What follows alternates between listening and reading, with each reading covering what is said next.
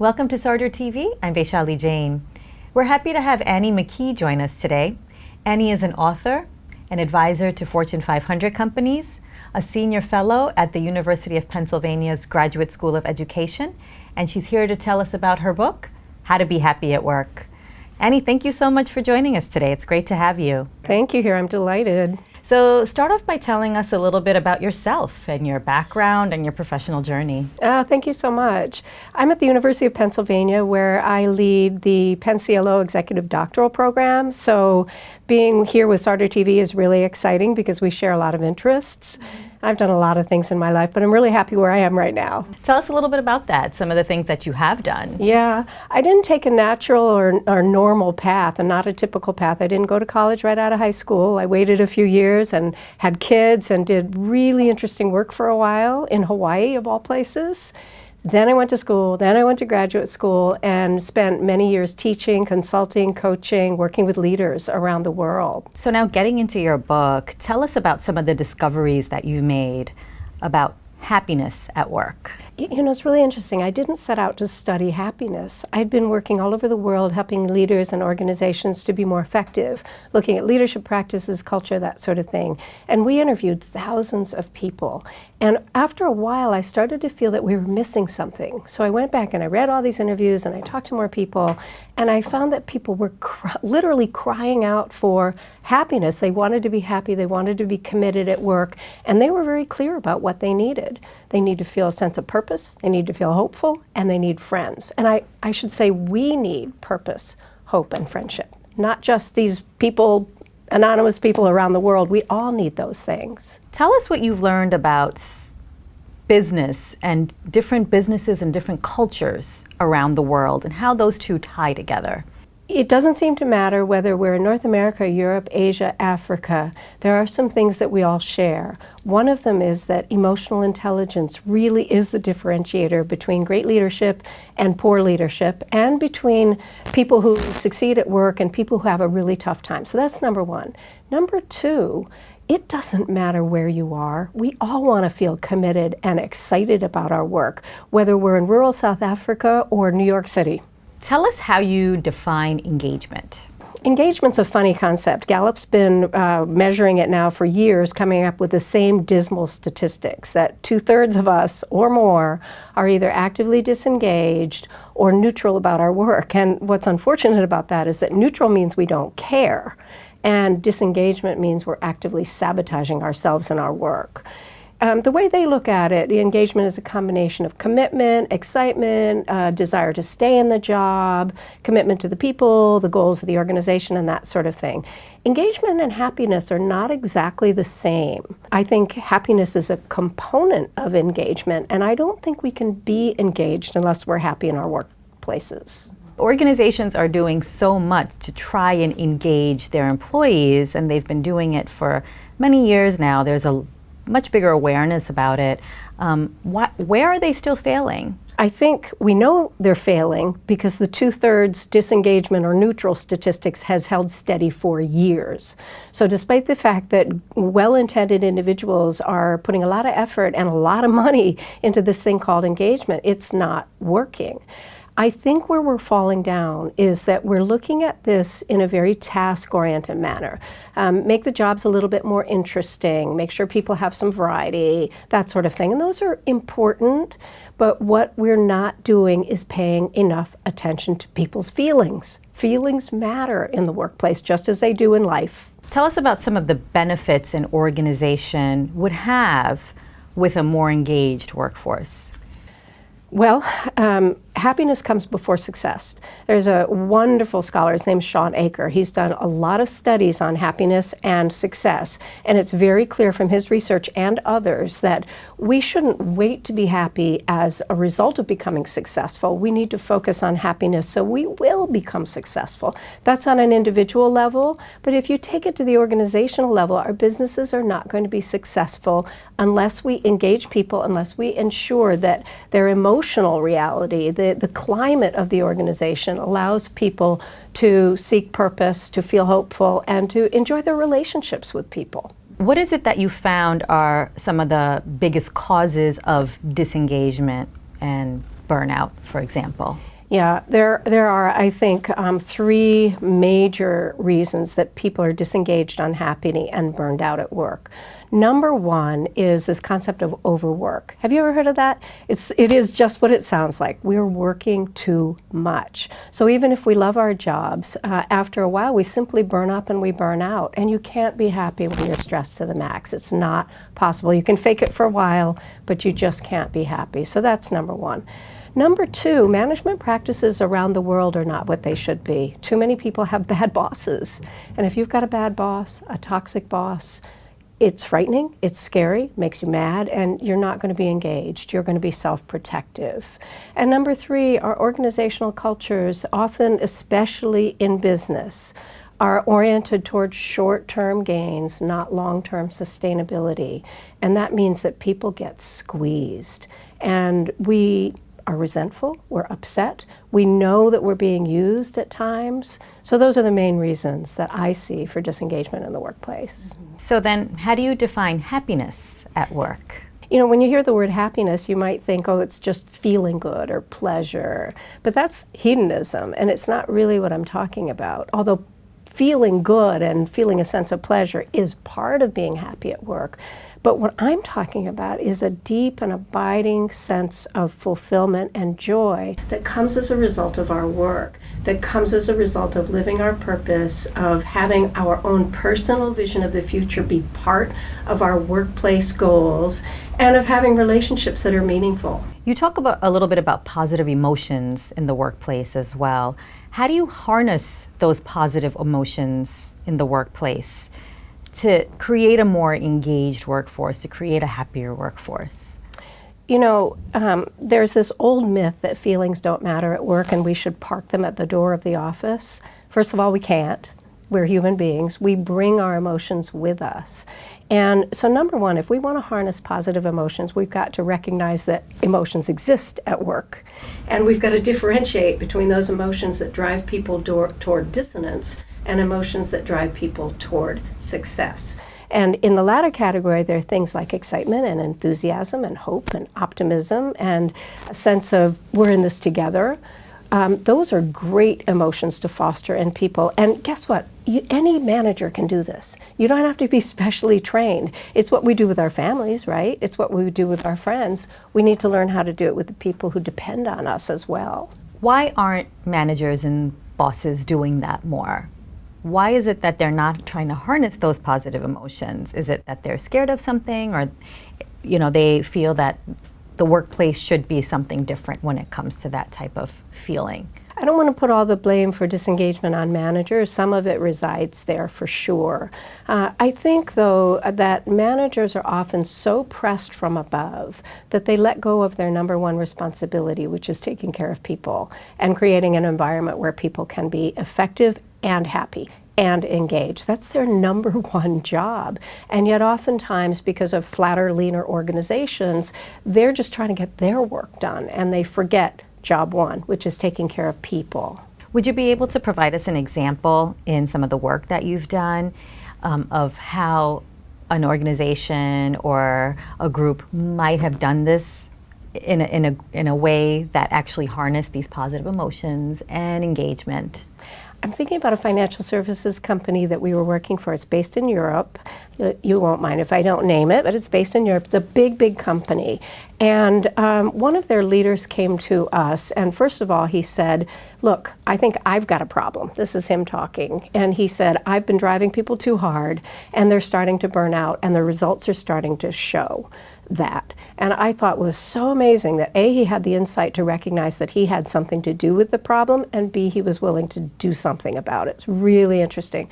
So he started with himself. We worked together one-to-one for a little while, and he started looking at what was driving him, why was he pressuring people so much, and what the results were actually, and they weren't great. And he decided to make some changes. Then we took it out a level, started working with his team and looked at the kind of pressures that they were experiencing, tried to figure out how they could structure their work differently, that they could have, frankly, more fun together. And then we took it out even farther than that.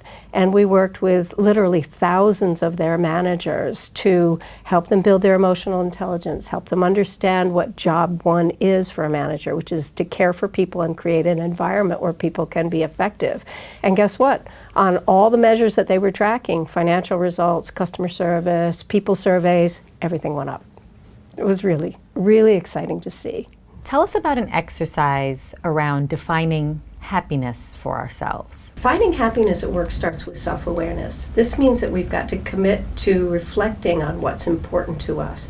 So some of the things that I encourage people to do are to take regular breaks during the workday, certainly on the weekends, even if it's just 10 minutes here, 15 minutes there, and quietly reflect on what's important to us. Which values can we live at work?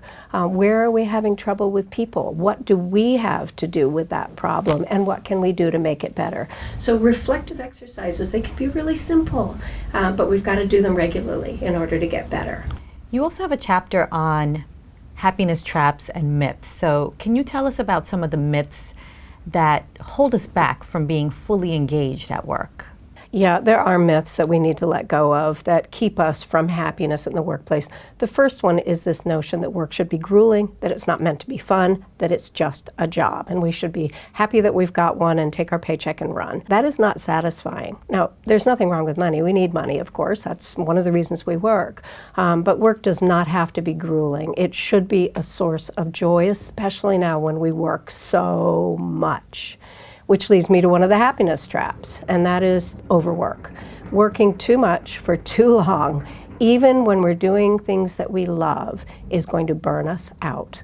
And unfortunately, a lot of us are driven to overwork for various reasons that have to do with insecurity or trying to keep up with people or prove a point, and it's not coming from a healthy place. Another happiness trap has to do with choosing our work and our careers and even what we do at work based on what we think we should do rather than what we want to do.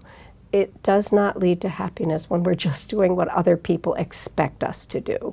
So given that these myths are so pervasive among people and among organizations, how do you go about debunking those myths? Well, the first thing was to write this book, to basically put out there a research-based case for why feelings matter at work, for why happiness matters, and not just because happiness is a human right, but because happy people are more productive people. So it's good for our organizations and our businesses too. Can you tell us a little bit more about that, the impacts that it has on organizations when their employees are happy? Sure. Our feelings are linked very closely to how we think.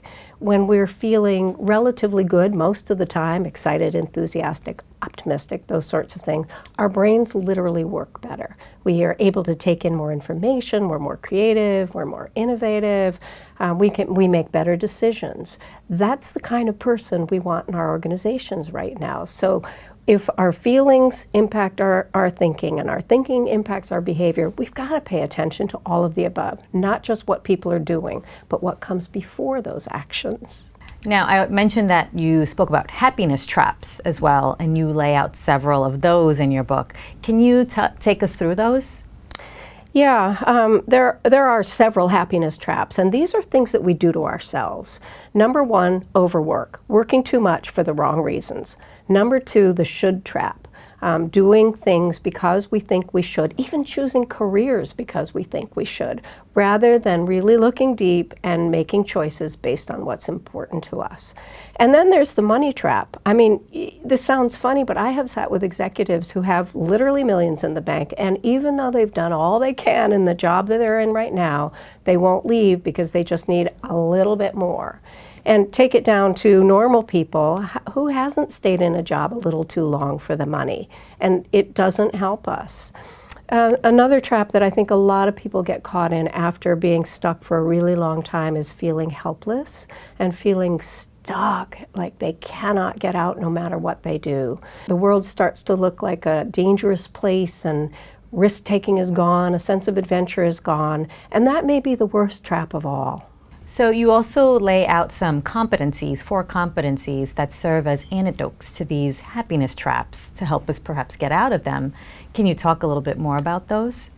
Yeah, if you want to get out of a happiness trap, if you feel like you're stuck or you've been doing the wrong thing for too long, you've got to start with self-awareness. You need to start by reflecting on what's important to you, what you care about, what your talents are.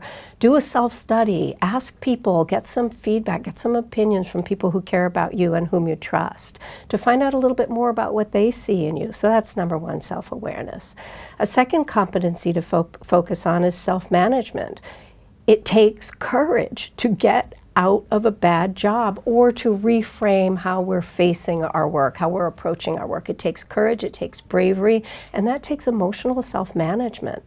And we've got to hold on to positive outlook during all of this. If we get trapped by cynicism, pessimism, and negativity, we're never going to get out. We've got to remain hopeful and optimistic. And finally, we've got to read our environment well. How much of the problem is us? How much of the problem is our environment? Is usually running away from a job is not the first answer to getting out of a happiness trap. Usually it's starting with oneself. Is that what you've seen has been the case for a lot of people? They just try to run and get another job and it doesn't really fix the problem? People that I've talked to who are really unhappy at work do one of two things pretty typically.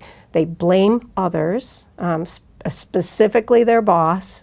And yes, there are a lot of bad managers out there, but it's not always the boss's fault. And even in my own experience, I had a toxic boss once, and he really was toxic. But part of it was me and my response to him, right? And it takes two to tango. It takes two to play that game. So blaming really doesn't help. And secondly, running away without doing the hard work of figuring out what's important to you is just going to land you in another situation that ultimately will make you unhappy. You actually do talk about your own personal experience in your book as well with your toxic boss. Can you talk a little bit more about that and what it is that you went through and how you overcame it? Yeah, I don't think my experience is too different from many people. I've talked with a lot of people who've had similar experiences. I was hired by this individual, and presumably he saw something in me or he wouldn't have hired me. But it wasn't very long before I noticed that he was sort of first of all, getting in my way. He was sabotaging my projects. He was taking credit for my work. And I let it go for a while, thinking we were just finding our way. But after a while, I started to doubt myself. I started to think, wow, is this me? Is the quality of my work really slipping?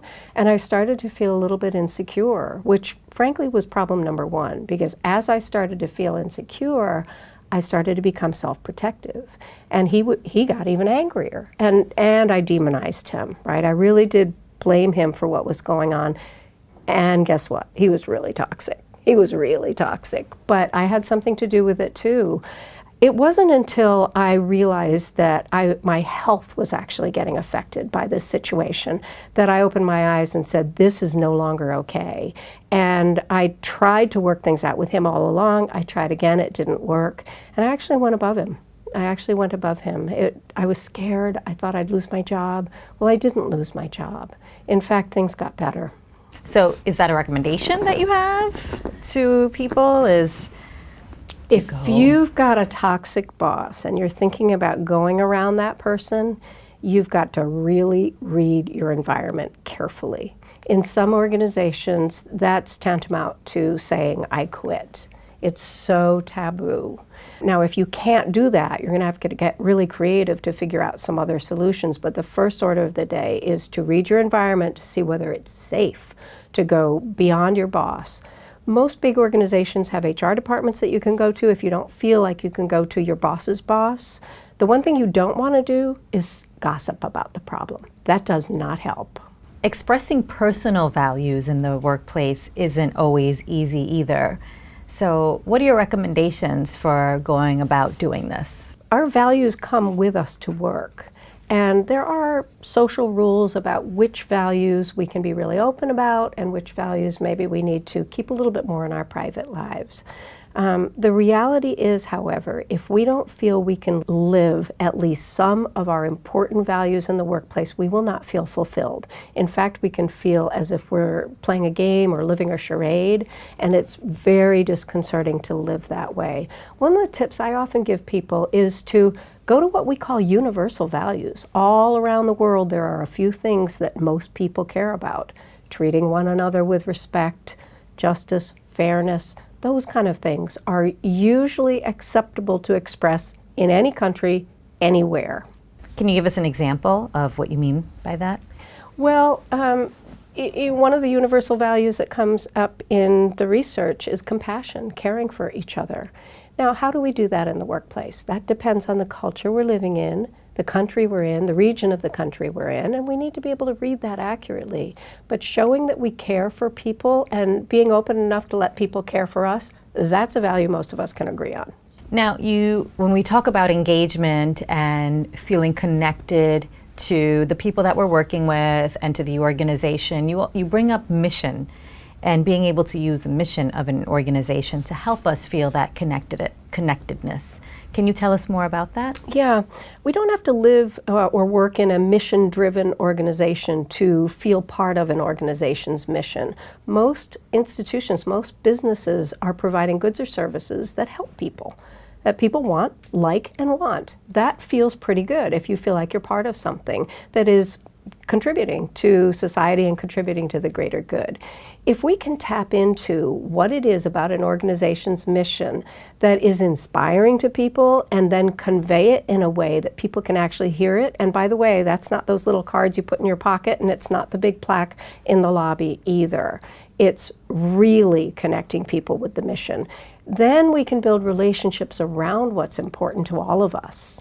Now, how does that work in let's say, a large organization or in an organization that's providing a service or a product, but it could be a smaller product that maybe doesn't touch as many people directly. So how do you use that to help you connect to the organization? I think in big organizations, it's important that leadership at every level is trying to figure out how they can connect their people to the mission. At the very top of the organization, it's about the noble cause, the noble purpose of the organization, and making sure that's conveyed in a way that people hear it, feel it, and believe it. And that means walking the talk. As you go down through the organization, I sort of imagine each manager has a cone of light around him or her.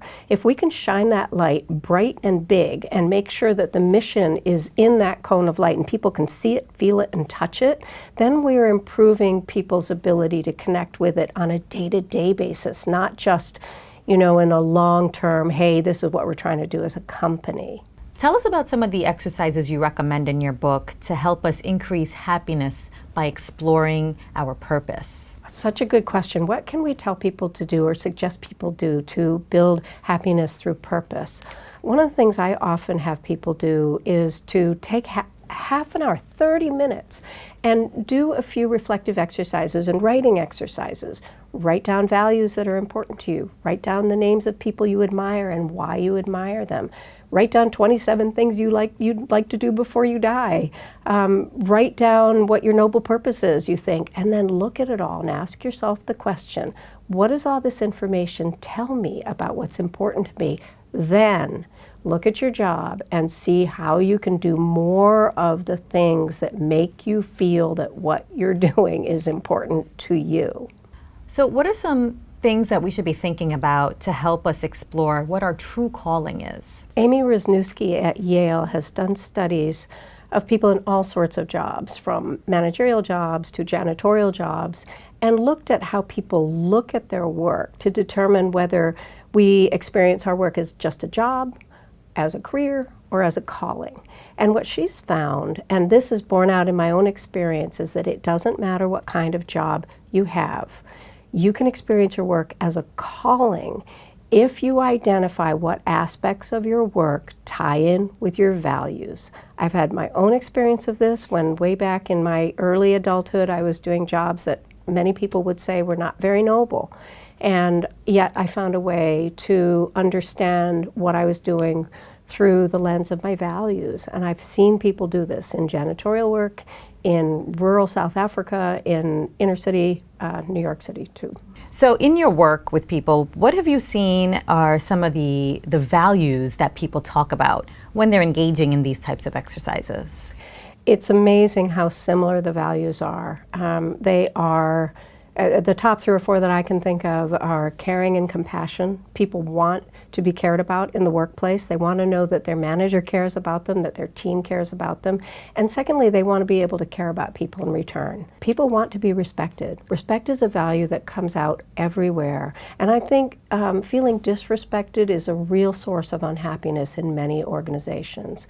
People also talk about dignity, the dignity of each human being, no matter what they're doing in the organization. Those values, I have seen them come out in all sorts of places and from people doing all sorts of jobs. Now, one of your chapters talks about hope, and you cite some research on the impacts that hope has on our behaviors and our outcomes and our outlook. Can you tell us a little bit more about that? Yeah, Richard Boyatzis and I have been studying the impact of hope and optimism on managers and on individuals for a long time. And what we've found is that when people can identify a vision for themselves, for their entire life, that includes their work but isn't only linked to their work, then they're more likely to attain their goals and reach for that vision and realize that vision over the course of 3 or 4 or 5 years. Hope is really important to us as human beings. If you've ever been poor or a natural disaster has struck or something bad has happened in life, you know that hope is what gets you through, and hope it gets us up in the morning, and that's what makes us put one foot in front of the other. It's the same as we journey through our workplace and our working lives. We need to understand how what we're doing leads to a future that's better than today. Now, can you tell us about a case study that supports these findings? So we worked with a large financial services company, and we worked with quite a number of people in a relatively short workshop over a couple of days. And one of the things that we did with people was help them craft a personal vision for themselves that included their working lives and their career goals, but also included things about their personal lives. And one of the things that we have heard, anecdotally is true, as we've gone back there periodically over the years, is that people have told us that they actually did it. They actually did what they set out to do. And I've actually done that exercise with doctoral students and executives in various seminars many, many times, and then come back 1.5 years or 2 years later and said, how are you doing? And they've told me, in fact, that they have achieved the goals that they've set out for themselves, and they're working toward that vision. So tell us more about the elements of hope. There's 3 elements of hope: vision, plan, and self-empowerment. Right. And I'm going to add one too. Hope is a complicated concept. It's a word we use all the time, but in the research, it's kind of complicated. It has an element of optimism, sort of a positive outlook about the future. There's a vision that maybe isn't crystal clear, but you sort of know where you're going, and you've got a guiding light that will help you make choices. And then we do have to have some plans, right? At least short-term plans that get us on the path toward our vision. And maybe most of all, we've got to feel empowered, and nobody's going to do that for us. It's got to come from inside. So what are some steps that we can use to consciously cultivate hope at work? If you want to cultivate hope at work, the first thing you've got to do is stay away from those negative pessimists who are everywhere. There are far too many of those folks in most of our workplaces, and they do a lot of harm. So figure out who they are, and maybe you have to work with them, but you don't have to join in the fray. You really need to put up some boundaries between you and pessimism, because it's really easy to get dragged down. I think that's partly because there's a lot of change in the world. We're facing some really difficult times worldwide, and it's very, very easy to join a group of people and just start complaining. And before you know it, your optimism's gone. Your glass half full is a glass half empty. So number 1, fight the tide of pessimism. Number 2, practice gratitude. Think about what you're grateful for now. In your life, in your workplace, there's something. There's that one person who's your buddy. Maybe you do have a good boss, or there's that project that you love. When we practice gratitude, feeling grateful, it actually causes changes in our brains, and we start to feel more optimistic about the future. The third thing you can do to spark optimism is to focus on your strengths. Instead of constantly trying to get better, constantly trying to overcome deficiencies, catalog your strengths pretty regularly. It'll make you feel good and feel empowered and able to take on the future. So you also talk about goal setting. So tell us how setting goals can help us lead a happier life. Goal setting is a skill that we all need to learn. There's a lot of studies that say that if we set goals, we're more likely to achieve those results or those outcomes. So we do need to set SMART goals, specific, measurable, etc. goals. But we also have to be careful because short-term goal setting can be a trap just as much as it can help us. If we're constantly going after that next goal, that next promotion, that next bonus or raise, and not even enjoying it when it happens, you got to wake up and say, am I trapped here? Am I not looking far enough into the future? Am I just going for that brass ring because it's there, or does it really matter to me? Now, you also have a chapter on friendships and the importance of friendships at work. So tell us, why is it so important to have friends at work? We need friends at work because we're human beings. And if we're going to spend 8, 10, 12 hours a day working, we've got to be with people we like, respect, and can hang out with and enjoy. There is a myth that you shouldn't be friends with the people at work, that somehow it'll cloud your judgment, especially if you're a manager. But I think your judgment is equally clouded if you don't know the people you're working with or for, and you don't understand what motivates them, what guides them, what they're excited about, and a little bit about their personal life as well, their interests, where they live, things like that, the kinds of things that help us form bonds. And so for the people who don't have that in the workplace, what can they do to then go and seek those out? Yeah, if you find yourself in a situation where you don't have good relationships at work, it could be because you've been too busy. It could be that it's not typical in your organization to build those kind of relationships, but what I would like to tell you is that you will be more successful, so will your team, so will other individuals if you find a way to break through some of those myths and taboos and build stronger relationships. Start small.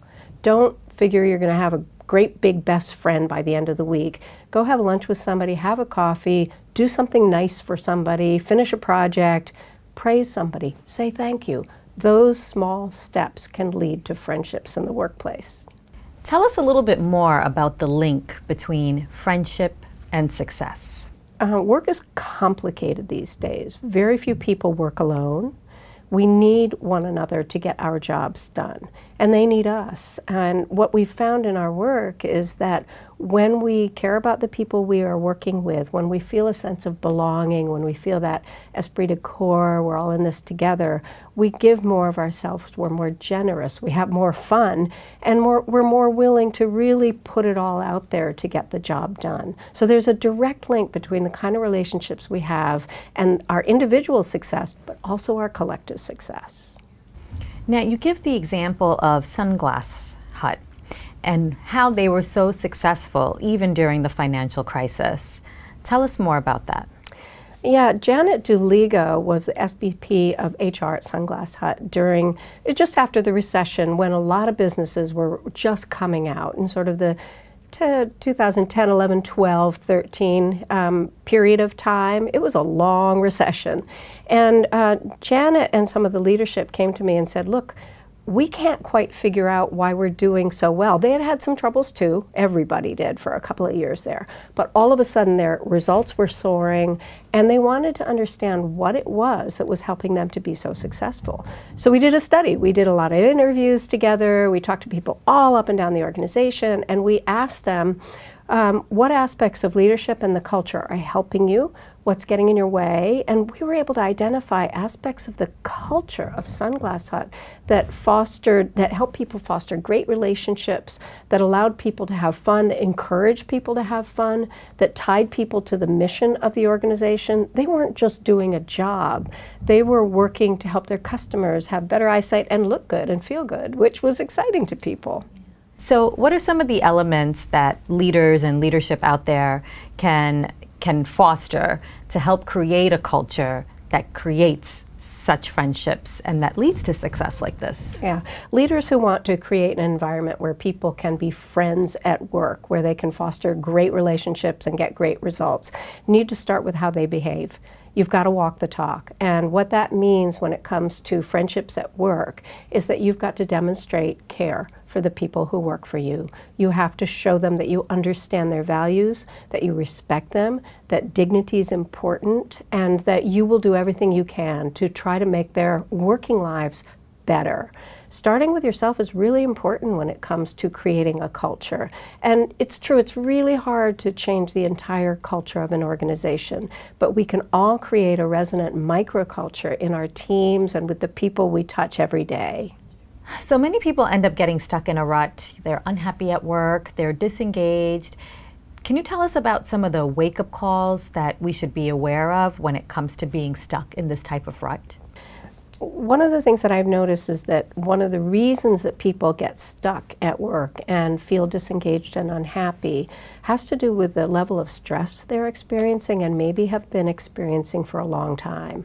Now that stress can come from a lot of places. Pressure, jobs are hard, right? How we deal with that pressure. It can also come from bad relationships in the workplace or choices that we've made that maybe aren't the best choices for us. If we're stuck and if stress is a real problem, then you really want to look inside and ask yourself a couple of questions. Number one, how's my health? One of the clues that things are not going well at work is physical health. Are we sleeping too much, eating too much or too little, maybe having that third glass of wine in the evening? A variety of things can actually show us that something's wrong with respect to our physical health if we listen to those signals. Secondly, our emotional health. Are we pessimistic when we used to be optimistic? Do we feel disempowered and helpless when we used to be confident and brave? Those kind of clues are important to pay attention to, too. They're wake-up calls. They really are. And finally, relationships at work and in life. Oftentimes, our relational problems that arise out of a stressed out, stuck feeling at work show up at home first, right? Home feels safe. It's where we're accepted. And you really want to take a hard look at your relationships in your personal life and your work life and ask yourself, is this me? Is this typical of me to be short-tempered or to second-guess these people or whatever it is you're doing? If those things are happening, that's a wake-up call.